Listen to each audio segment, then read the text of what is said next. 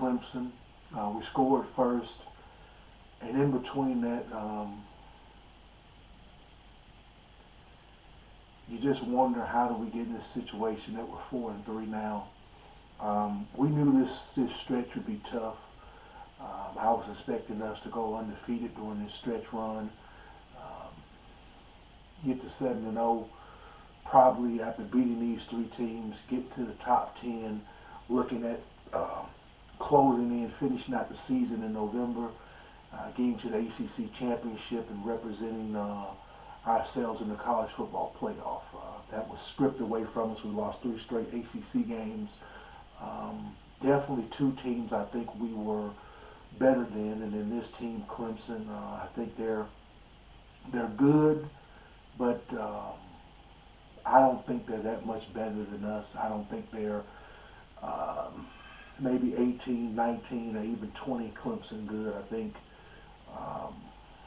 think we can beat them. Obviously, I know we have to improve in recruiting.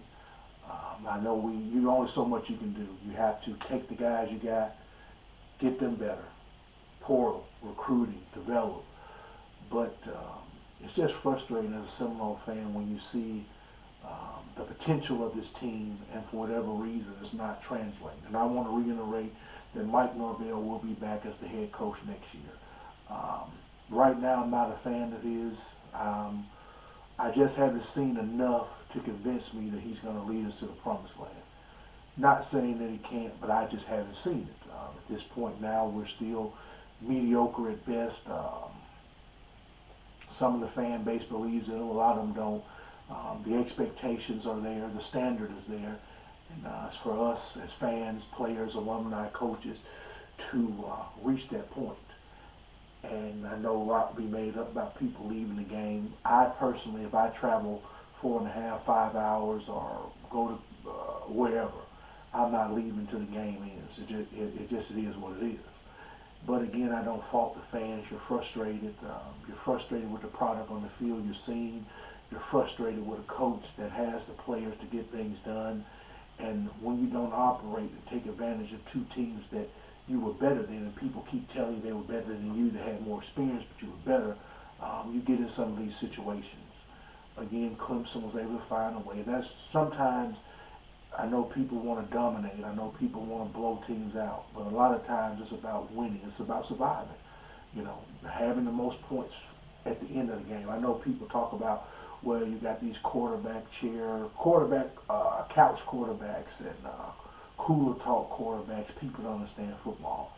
Football is the same game as it is in Little League. At the end of the game, whoever has the most points wins. Now, how you do it depends if you have a high-powered offense, high-powered defense. Your defense is better than your offense. You play ball control, try to get a couple of touchdowns, take field goals, and our defense do the rest. We're going to air it out. We're going to zone read. We're going to run the ball, ground and pound. It's a lot of different ways to do it, but at the end of the game, it's about the team that scores the most points wins the game. That's what it's about. Whether you get 100 turnovers in the game, whether you get no turnovers, whether you get penalties. As long as you read the scoreboard when it shows 0-0, then you win the ball game. So football hasn't changed. A lot of questionable calls. For the most part, I think Ron Dugans has done a tremendous job this year. Our offensive line is vastly improved. Now, people will jump on, but if you can give your quarterback 2 seconds, then your receivers have to win some battles. You either have to change your plays and stop going deep, stop running intermediate routes, and start shortening routes up, and you got to win some one-on-one matchups because you're not going to have 4 to 5 seconds every play. You need 2, 2.5, 3 seconds to go through your progression and hit a target, and somebody's got to come open. Our receivers are vastly improved. Our offensive line is improved.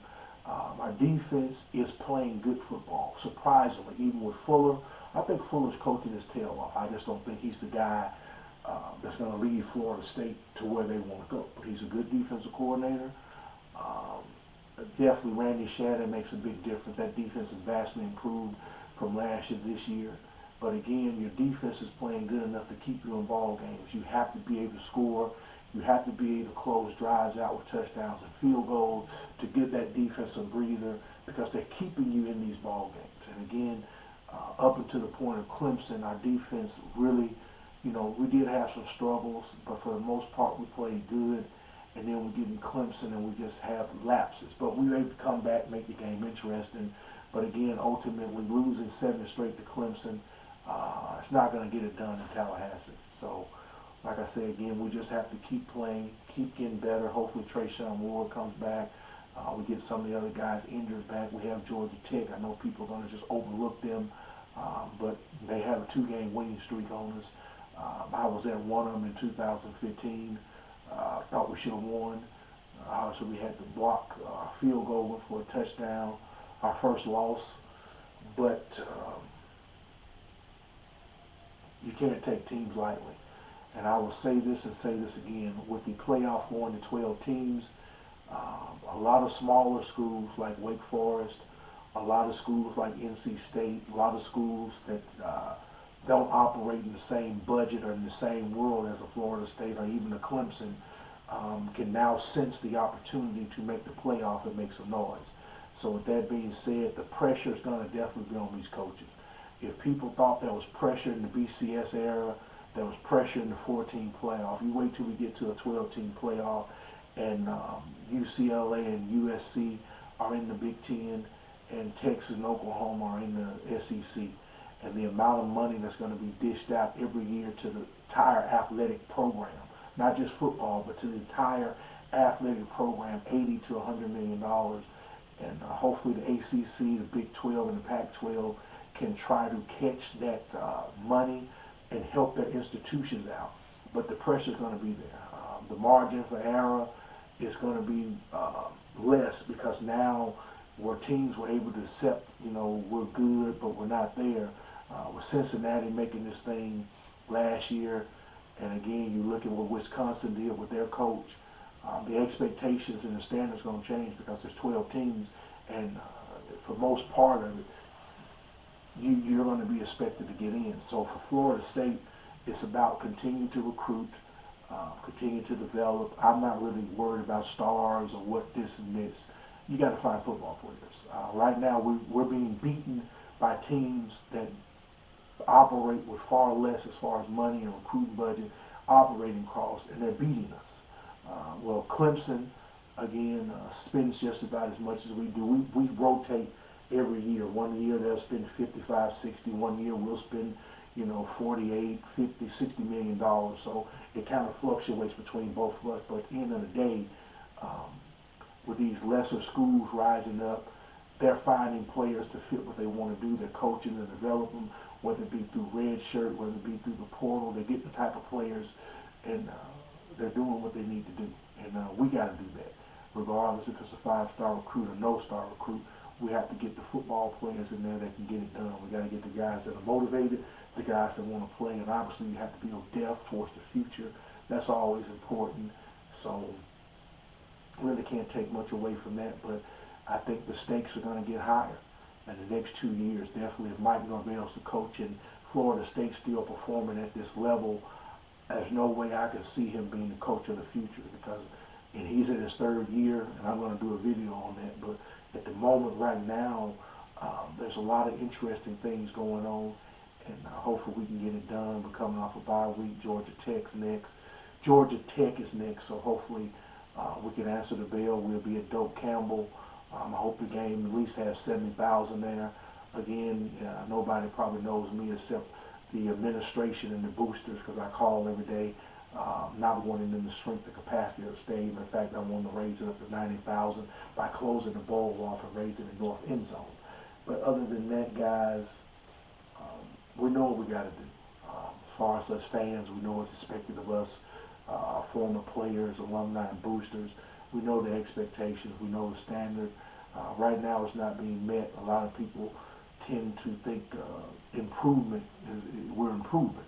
I tend to look at it as improvement is when you don't lose to NC State and you don't lose to Wake Forest. No matter how much better you're getting, if you're not winning, then what are you doing? At Florida State, we don't try. We do. This is a winning program. So the expectations are the expectation and the standards are the standard. And you either meet them or you have to get out of the way and let somebody else do it. Just my opinion. I think our players are playing hard. I think our team is definitely fighting. But fighting and losing is different than fighting and winning. It basically boils down to that in Tallahassee. Either you win or you don't. So, so we got a big game coming up. And again, I want to reiterate, barring something unforeseen, Mike Norvell will be our coach next year. And, this staff will be going into its 4th year. And hopefully it pays off. Because I just personally don't see us going into 5 or 6 years of this mediocrity with this coach and this coaching staff. So other than that, you guys have a great week. Hopefully come out ready to play against Georgia Tech, come out, get the victory, get back on track, reestablish the home field dominance, and hopefully finish out this stretch run. Right now we're 4-3, but every goal except the ACC and the college football playoff is attainable. A 10-win season is still attainable. Winning the state of Florida still attainable. Finishing the season strong, trying to finish the season 9-3, get to a bowl game, get your 10th win. All this stuff is still right here in front of us. The expectations, finishing this year and going into next year with some momentum, and hopefully living up to the lofty expectations and the standard is all right here. So how we perform these last few weeks will tell you about this coach and this coaching staff and these players. So again, like I say, man, you guys have a great week. I'll talk to you later. Just my opinion on some things about the football team, and hopefully we can get it better and get back on track. So I'll talk to you guys later. Go Noles.